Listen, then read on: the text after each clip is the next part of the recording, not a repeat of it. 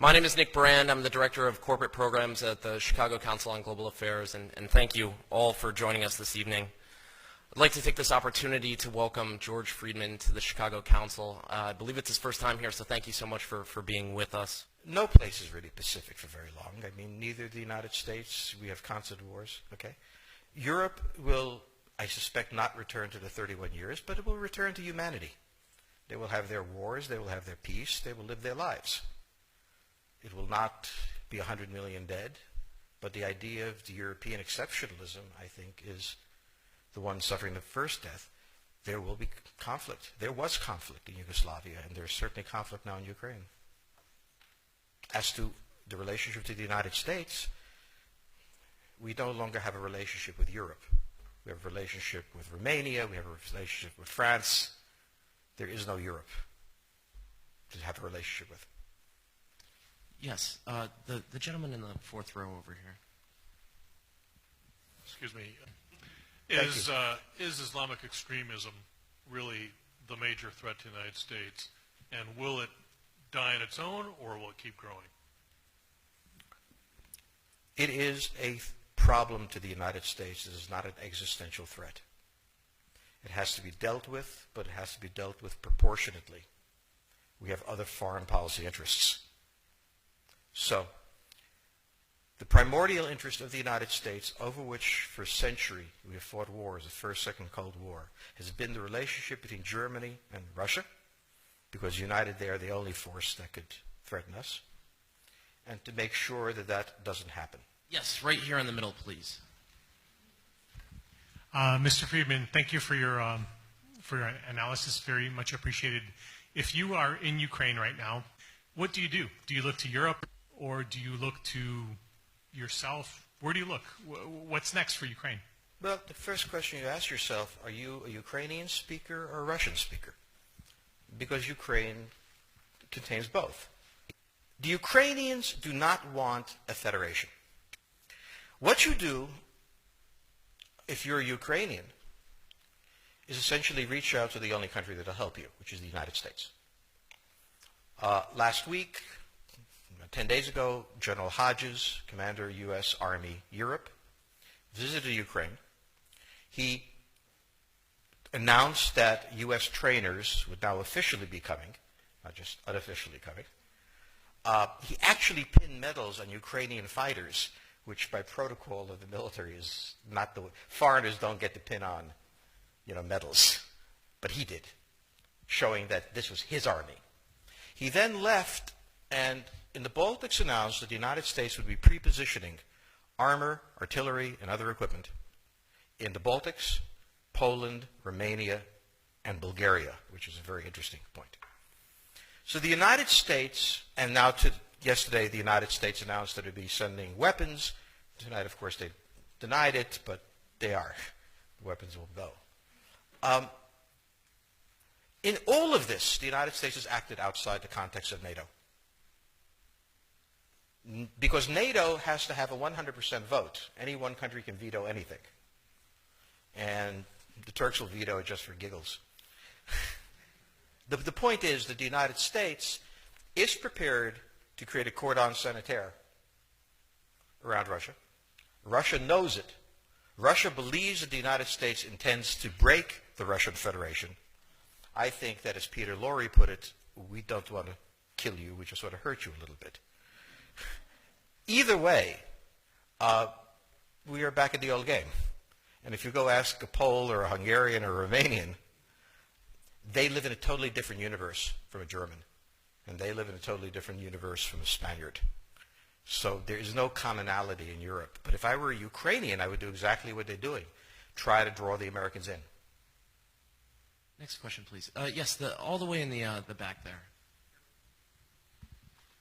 Given the weaknesses that you're describing, both in Europe but also in Southern Asia and likely in East Asia itself, is it appropriate or even practical for us to be continuing to push the boundaries of the American empire, if you will, to the edges beyond the areas of those kinds of internal problems?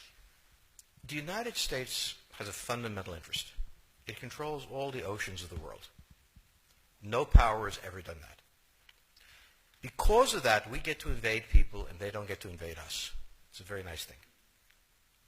Maintaining control of the sea and control of space is the foundation of our power. The best way to defeat an enemy fleet is to not let it be built. The way the British managed to make certain that no European power could build a fleet was to make sure the Europeans are at each other's throats. The policy that I would recommend is the one that Ronald Reagan adopted toward Iran and Iraq. He funded both sides so they would fight each other and not fight us. This was cynical. It was certainly not moral. It worked. And this is the point. The United States cannot occupy Eurasia. The moment the first boot sets the ground, the demographic differential is we are totally outnumbered. We can defeat an army. We cannot occupy Iraq. The idea that 130,000 men would occupy a country of 25 million, well, the ratio in New York of cops to citizens was greater than we had deployed in Iraq. So we don't have the ability to go across, but we do have the ability to first support various contending powers so they concentrate in themselves with political support, some economic support, military support, advisors, and in extremis do what we did in Japan, in Vietnam, in Iraq, and in Afghanistan, spoiling attacks. The spoiling attack is not intended to defeat the enemy. It's intended to throw him off balance. What we did in each of these wars, in Afghanistan, for example, is we threw Al-Qaeda off balance. The problem we have, since we're young and stupid, is that having thrown them off balance, instead of saying, okay, job well done, let's go home, we said, well, that was easy. Why don't we build a democracy here? This was the moment of dementia that came in. The answer, therefore, is the United States cannot constantly be intervening throughout Eurasia. It must be selectively intervening and very rarely.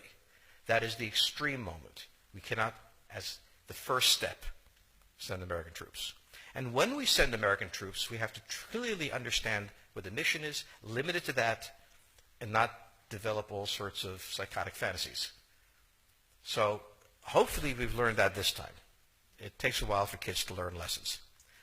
But I think you're absolutely right. We cannot, as an empire, do that. Britain didn't occupy India.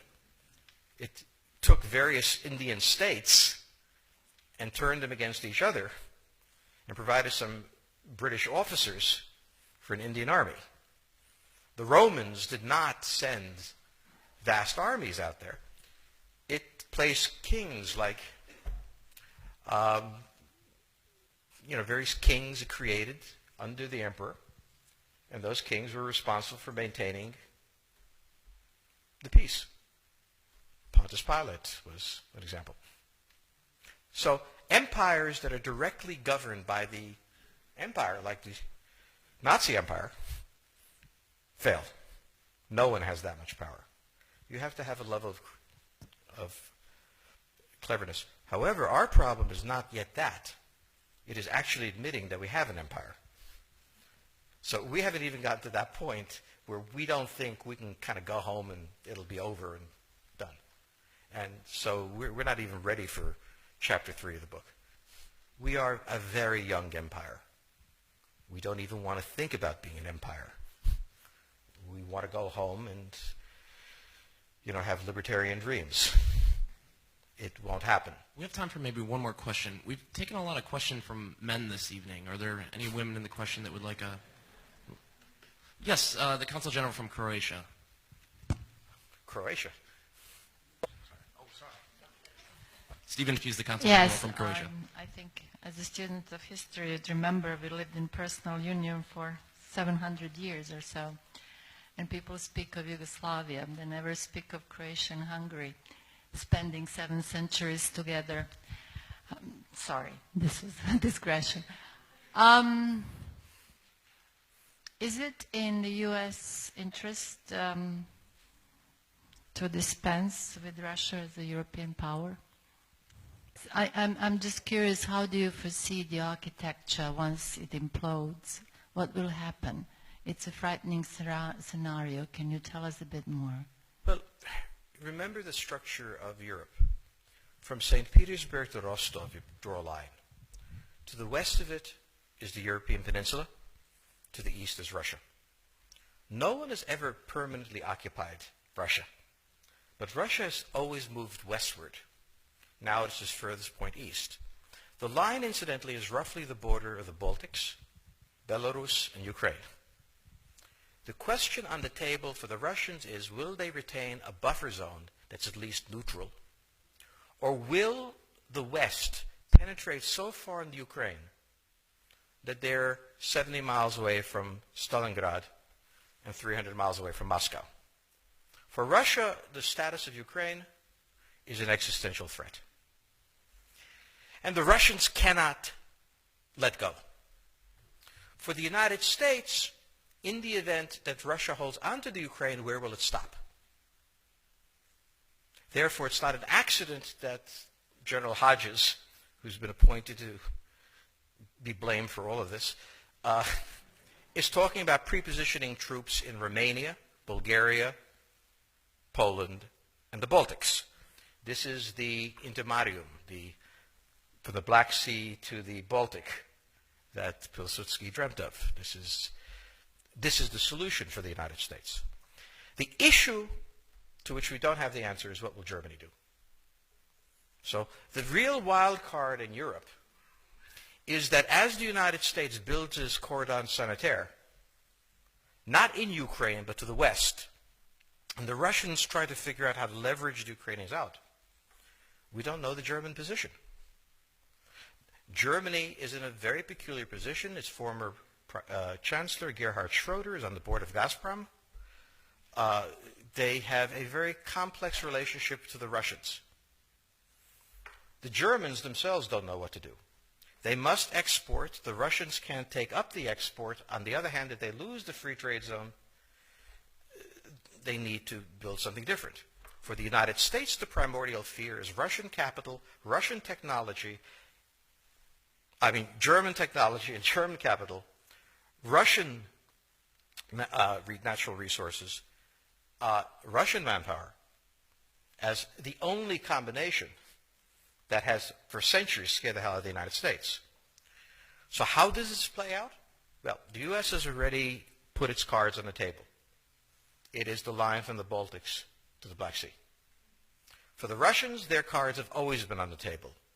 They must have at least a neutral Ukraine, not a pro-Western Ukraine. Belarus is another question. Now, whoever can tell me what the Germans are going to do is going to tell me about the next 20 years of history. But unfortunately, the Germans haven't made up their mind.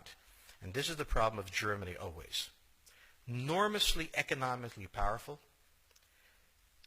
geopolitically very fragile, and never quite knowing how to reconcile the two. Ever since 1871, this has been the German question, the question of Europe. So to answer my faithful colleague of 700 years of empire, where Hungary and Croatia was joined, I didn't think you enjoyed that much.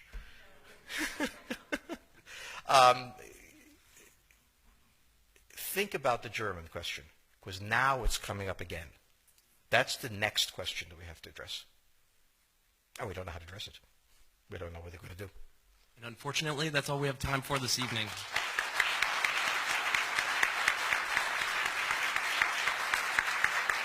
Thank you so much. Thank you so much, George Friedman. He'll be signing copies of his book in the rear of the room. Thank you as well to the Chicago Club for co-sponsoring this evening. Good night.